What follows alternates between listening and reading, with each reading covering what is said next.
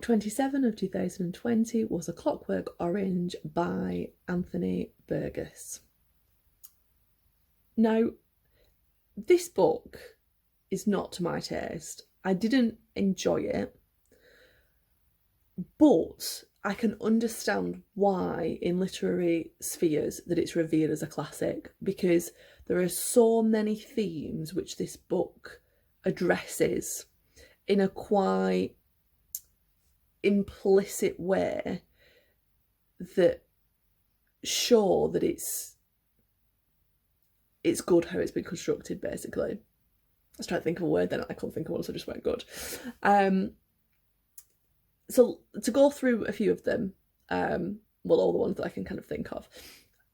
Burgess kind of uses Nadsat, which is a slang that is kind of influenced by Russian words.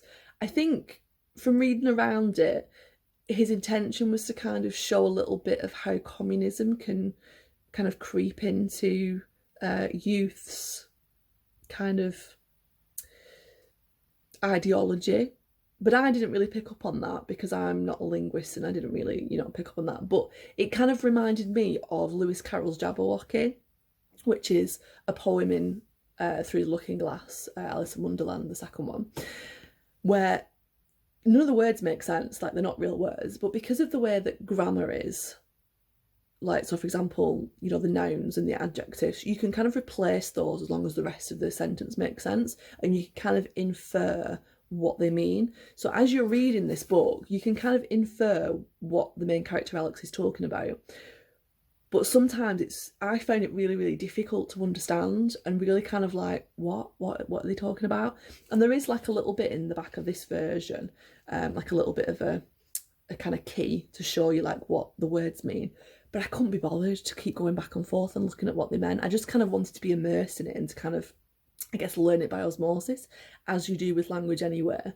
So I thought that was really interesting that he kind of put that in, because as well, the way that it worked was it kind of almost enriched the characterisation of Alex and almost made him seem as like an other to societal conventions, because he was talking in a different way to everybody else, and it was almost kind of giving him the kind of representation of the oppressed, which was interesting because although Alex for that reason is a victim of oppression, and he is throughout the book as well, he's not your typical victim of oppression in the sense that, Burgess kind of subverts that and basically represents Alex as a sadist. I would, think that he's probably a psychopath as well. He just doesn't, he asserts his individualism in a violent way towards others. He just does what he wants. He beats people up, he rapes people. He's just not a very nice character. And the way that the scenes are described is so kind of like unemotional and very clinical, and he obviously doesn't have any emotion to anything, which is why I mentioned the fact that he's probably a psychopath. It reminded me actually of American Psycho when I was reading that. It's a similar kind of detachment from what's actually happening.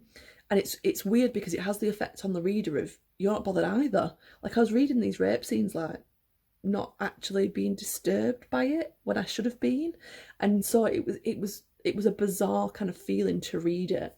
It's a bit like reading Lolita when, obviously he's a paedophile and you kind of almost seeing it from his perspective. It's great writing, but it's very disturbing to kind of experience that as a reader who doesn't agree with the character's viewpoints.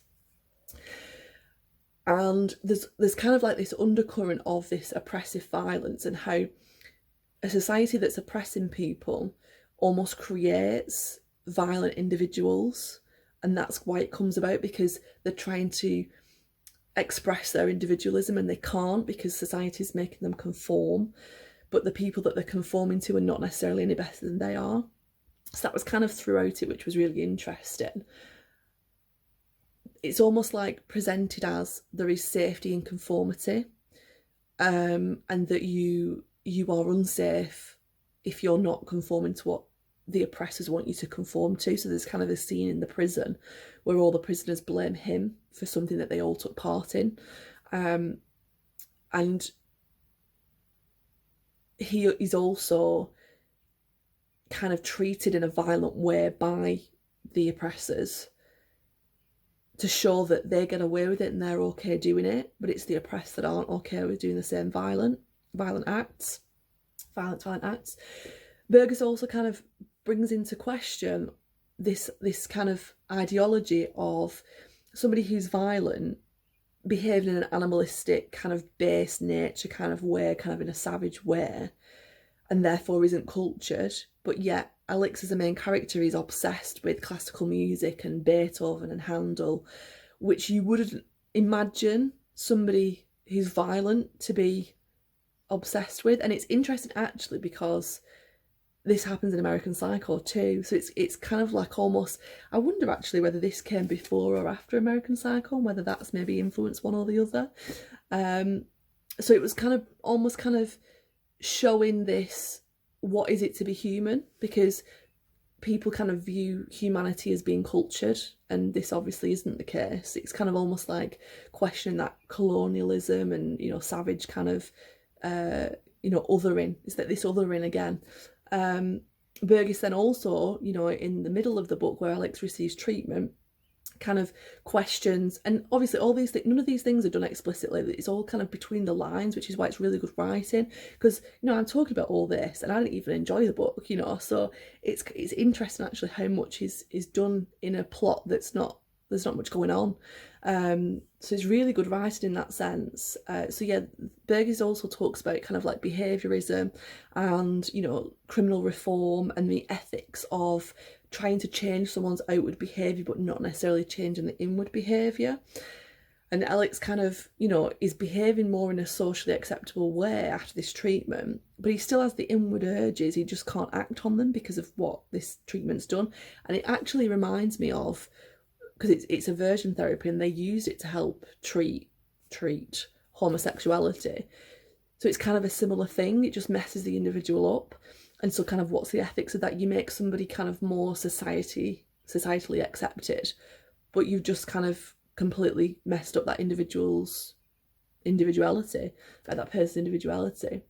And also what's kind of questioned is that person more human because they don't have the choice to choose not to be violent, because they're being not violent because they don't have a choice not to be. So, you know, what is humanity then? You know, this is kind of a little bit as well where the kind of clockwork orange comes, because on the outside you're an orange but inside you're a machine, which is the behaviourism and the kind of, you know, not being able to make those free will choices because you've been, you know, programmed, conditioned to behave in a certain way.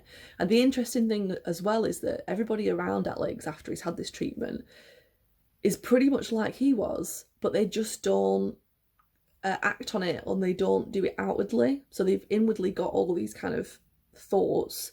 There's a particular scene where a woman is brought in and Alex is having all these kind of not very nice thoughts, but outwardly he's being very nice to this woman, which was very disturbing from a female perspective of what men might behave like, because I can imagine it might be similar. And all the men around were actually having the same thoughts that Alex was having, and they could actually, they're more of a danger because they could act on that, whereas Alex now can't. So it was kind of like disturbing. And also the oppressors then, as I mentioned before, are violent towards Alex. So everybody in society is kind of the same in this dystopic, you know, world of the future. But it didn't really feel like a dystopic world of the future to me. It kind of felt like it was probably, you know, like a real part of the world. So I didn't really feel like it was like that. But yeah, I mean, overall, I can understand why it's a classic, because I don't think that before this book there's ever been such a kind of investigation into violence through such a mundane plot. Because it's kind of like just about gangs going about doing what they do, and there's no kind of sociological explanation of it, which there normally is in gangs and things like that. It was more like questioning what is violence, where does it come from, who is violent. So it was interesting to read. I would probably recommend it for that reason. But it's not a book that you will enjoy reading and love reading unless it's your bag. I think it's kind of a taste thing, and it's not really to my taste, so I wouldn't be reading it again. And I don't think I want to watch the film, because I imagine that the scenes in it that are quite graphic, I don't particularly want to have them images in my mind because they're already there from the book. In a similar way to I don't think I'll be watching American Psycho for the same reason. They're kind of similar in that sense, but obviously it's less graphic than American Psycho, so it's not as bad, but it's still pretty bad.